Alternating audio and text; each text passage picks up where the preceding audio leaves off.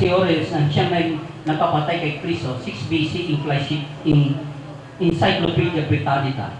Ito, informasyon rin ito, mga kapatid.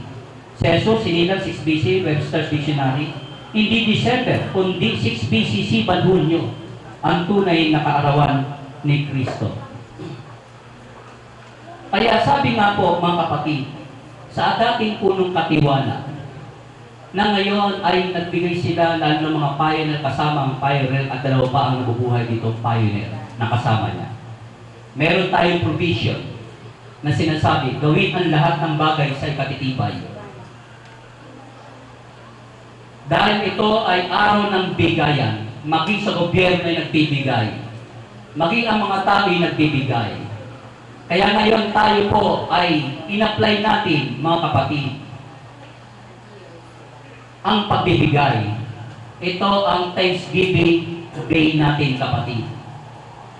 Bakit tayo magbibigay? Para sa misyon, para sa needs ng church. Ito ang kalugod-lugod sa Panginoon. At hindi ka nagbibigay dahil kaarawan ni Kristo, mga kapatid. Pero ang tunay na kaarawan ni Kristo ay hindi siya December 25, 6 BC, kundi 6 BC, 7 Hunyo, ang siyang tunay na kaarawan ng Diyos. Amen? Kaya ang sabi ng Diyos, pinag-iingat kayo sa mga bulaang guro at propeta. Nasabi ni Jesus, mismo si Jesus, Matthew 24:24.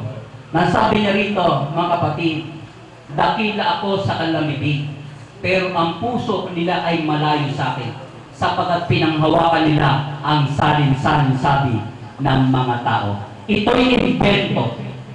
Invento ang December 25 ay birthday ni Jesus Christ daw. Ito ay invento, kapatid. Pero sa kalendaryo ng Diyos, hindi mapapatutuhanan ang December 25. Pero kung susundin natin ang kalendaryo ng Diyos na ibinigay ng Diyos kay Moses, tiyak malalaman natin ang tunay na kaarawan at kabuhanan ng ating Panginoon na siyang bumabagsak sa June 7 na ibinigay ng Diyos. Magandang araw, maaliwalas, kitang-kita ang bituin dahil yan ay panahon ng tag-araw.